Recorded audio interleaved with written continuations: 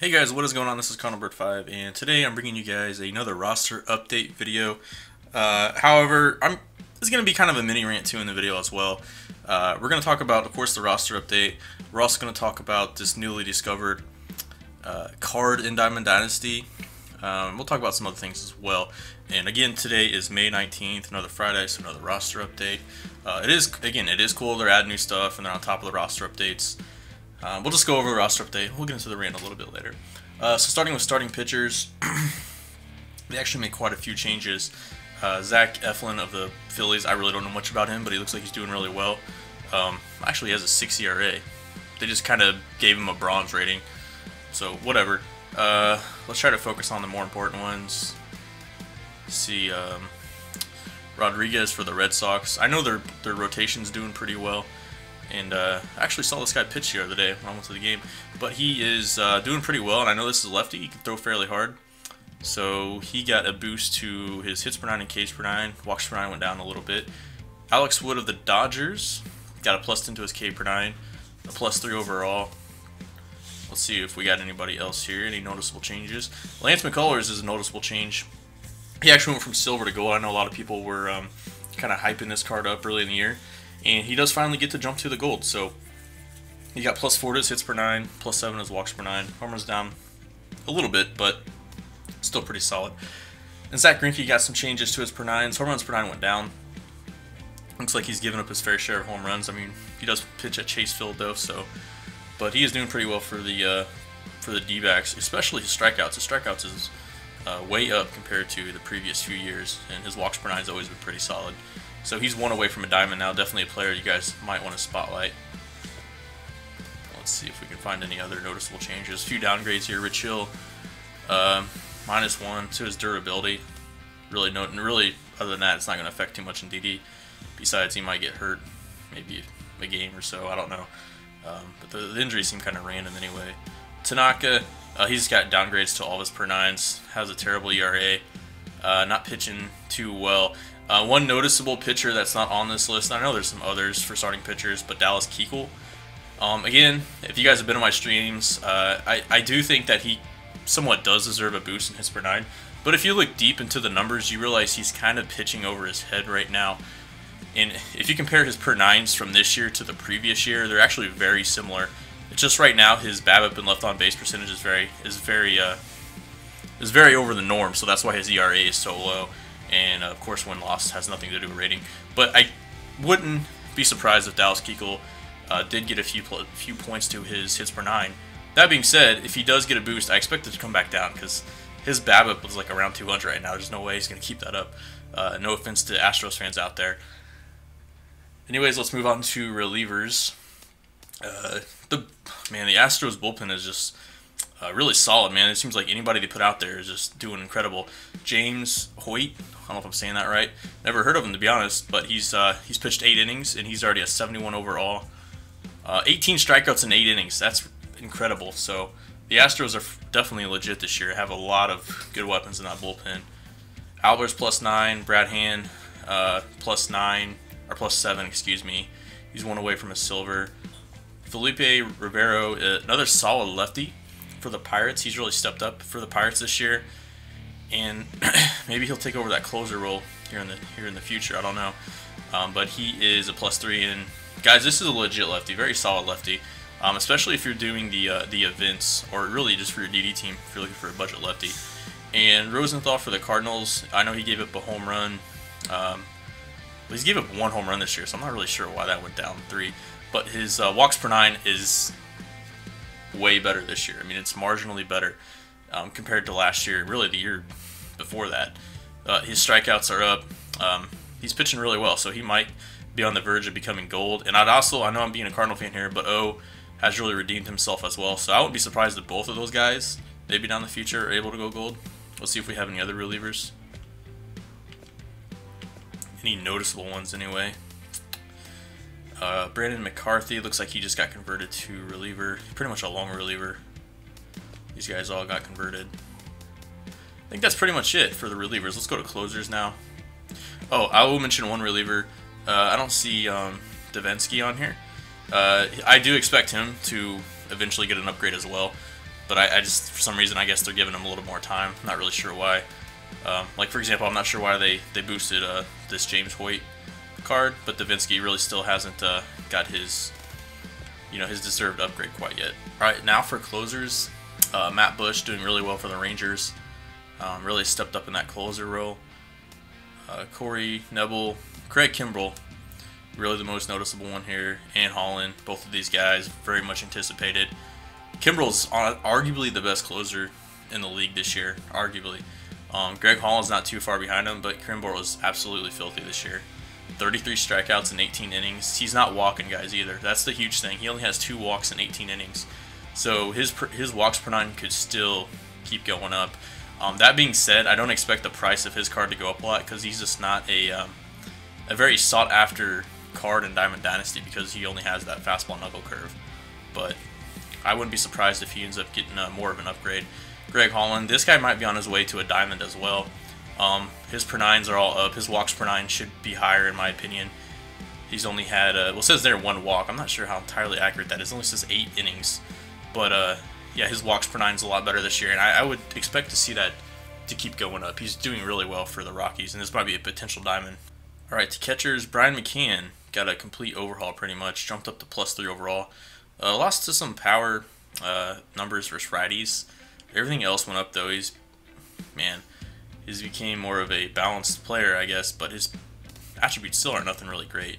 But his discipline's going up. He's drawing more walks. Got a pretty good on-base and OPS. Evan Gattis, another Astro. The Astros are just killing it. It looks like he got a +14 of blocking. You usually don't see that too much. So that is telling me that they are paying a little bit more attention to defense this year, because in the past they would hardly ever upgrade anything like that. Moving to first base, nothing too crazy here. Justin Smoak +5. Jesus Aguilar for the Brewers +8. Second base, Garcia +9. For the White Sox, nothing real too crazy. Same for third, nothing too crazy.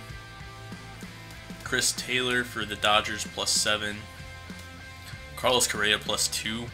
Looks like his power went up versus righties. Well, his hitting versus righties went up, and then his hitting versus lefties went down. So he's got those inverse splits pretty much now. But you see his discipline is going up. It's up to an 85 now. He has taken his walks. Good on-base percentage. Adam Duvall finally got the transition from right field to left field, and that just bumped up his overall 3 points. Still the same player, but now this guy actually has a chance to go gold. As you can see, he's doing okay in real life. So maybe down the road, if he gets his contact up a little bit, he'll have that chance to jump to a silver to a gold. Kevin Pillar, we've been seeing him a lot this year. Not always in the most positive ways, however, but he did get a +4. Tommy Pham for the Cardinals. He did really well when he first came up the first week. Still doing pretty well, but he got a +3, so he's now a bronze. Let's see if there's any other. I don't think there's any downgrades for those. Left field, we don't see any downgrades. Let's go to right field. See, this is interesting. Scott Schebler actually got some changes, but his overall didn't go up. I think they might have changed his position from left field to right field. And he actually got a power increase, and he got a fielding increase. So, really, this card got better, but the overall stayed the same. So that's pretty much it for the roster update. Now we're going to go and talk about some of the new Diamond Dynasty cards. I think you guys might have an idea of what I'm going to talk about. So, I'll see you guys in a bit. Alright, so first thing I want to talk about, if you guys haven't noticed, you probably have already noticed by now, they do have the Impact veteran Ken Griffey Jr. in the ticket counter now. Looks like they also had another breakout in this Phil Hughes. There's actually been some pretty solid cards in this ticket counter. I do give him credit. It's not as intriguing as the Captain Store from last year, but it's just a little bit more simple, simplified, and just easier to use really, and not much of a guessing game. But yeah, so the Ken Griffey's there, so now you can pretty much complete that Diamond program to get Ken Griffey. If you guys didn't know that. But the next thing I want to talk about the Diamond program a little bit with Ken Griffey, and then I'll talk about the Dynasty program. So real quick, if you get this Griffey, now you can complete this Diamond program. As you guys can see, I am personally at 82%, but you guys can obviously that you need this Impact Veteran one because you have to collect all the Griffies, and that's going to give you the 4%. So definitely going to need that Griffey. You can see I haven't grinded all the way to get it yet. But so now basically that 99 Griffey is obtainable. We'll look at his attributes here in a bit. But then I also want to talk about this Dynasty program. We pretty much found out today that it was confirmed. Well, we knew previously that you got a rookie Joe Random, and we all pretty much speculated that it led to some other card And it does. It seems to lead to a 99 overall Spanish version of Joe Random, which I'm going to talk about that here in a bit. But so anyways, just keep in mind, guys, that this Dynasty program, there's tons of ways to complete it, and there's still a lot more programs they're going to release later on that's going to give you 22%. So it's almost inevitable that pretty much everyone's going to complete this eventually to get that. And also, if you complete the Diamond program, you're getting another 27%. I'm only 16%, so I'm not really sure how I want to go about completing it. Thought about collecting all the teams to do it. Team Epics, I don't know if I can handle that. But it's really, I mean, it does take a while to complete. But eventually, once you get more programs, I don't think it will be as bad. But I want to talk about the reward for this card, that new Joe Random. And of course, I do want to show that new Ken Griffey as well. Alright, so here he is. He's actually discovered by Roid Rage. I actually played him in Vince the other day. Here's the card. In my opinion, this is a beastly card. I know a lot of people were complaining about the contact versus lefties. Man, I don't care. This is a beastly card. I mean, this is basically like a better version of Harper, except he can play center, you know, and has much better defense. I mean, this is a really lit card. Very good card. I know some people might hate on it for the contact versus lefties, but if you really have to platoon this card versus lefties, you have some other problems. I mean, you know, work on hitting lefty on lefty.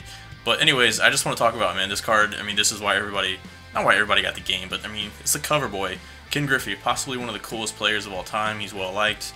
I think pretty much everybody likes him, and everybody was upset to see that he had to go through some injuries because they thought he could go down as maybe the best player ever. So, anyways, it's a real cool card. It was an awesome marketing strategy by SDS. But I want to kind of talk about this new card that I think kind of ruins this Ken Griffey. I don't really understand it, and it was also kind of a coincidence they're both unlocked today, because the other one was there was just somebody waiting to complete the. I guess it kind of makes sense because you had to complete the Diamond to get the Dynasty program done. So this card right here is what I want to talk about. So you guys can see this Joe Random leads to this card, the Spanish version of Joe Random. So kind of lost for words at this point. I just don't, like, again, I just don't really understand what they're doing. And see, I wouldn't mind this card if it was released like in December or something, kind of what they did with the A-Rod and the Beltron last year.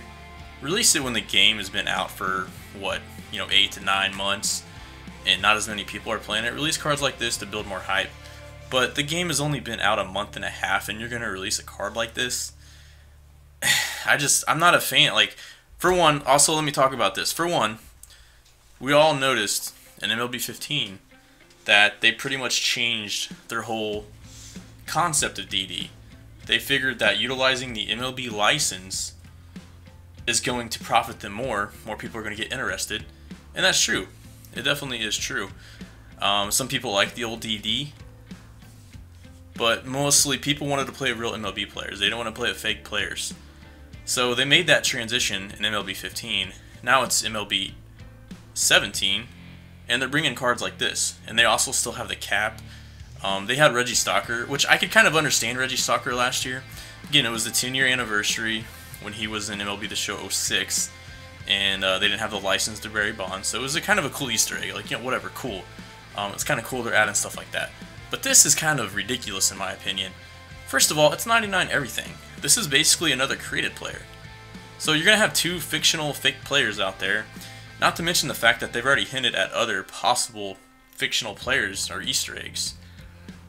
I mean, is this game just all turning into like a big Easter egg hunt?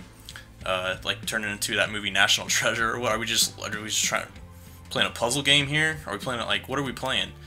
I mean, I don't really understand it. Not to mention the fact that this basically hinders, nullifies that release and hype of the 99 Griffey. He's obtainable now. But then you have a card like this, it's like, what the hell do I need Griffey for? I have this card. So again, I know this is kind of a mini rant. I just do not agree with this move at all. And also something that kind of bugs me is that they're really worried about releasing cards like this. It seems like they're more concerned about their live content than kind of fixing their gameplay. I'm not saying that is what's going on, but let's face it, guys. Perception is reality, and to a lot of us, the gameplay needs to be fixed. You know, the hitting is still some inconsistent flaws in it. It's not playing realistic. It's just broken. I mean, it's broken. Because if you play offline, it plays totally different. But you play online in Diamond Dynasty, it's just broken.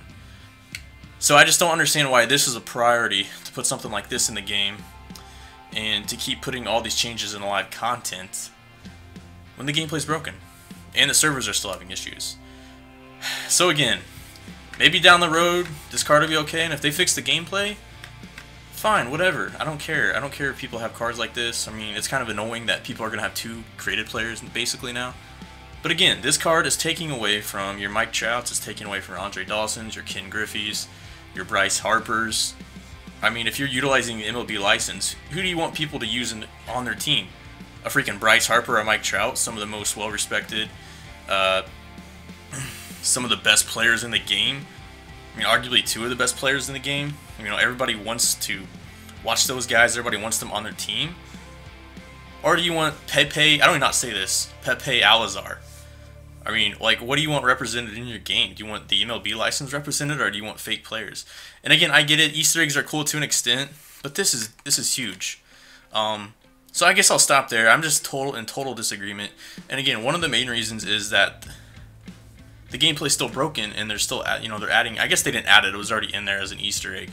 But they have stuff like this for the live content, and they're adding more programs, and they're adding more live content.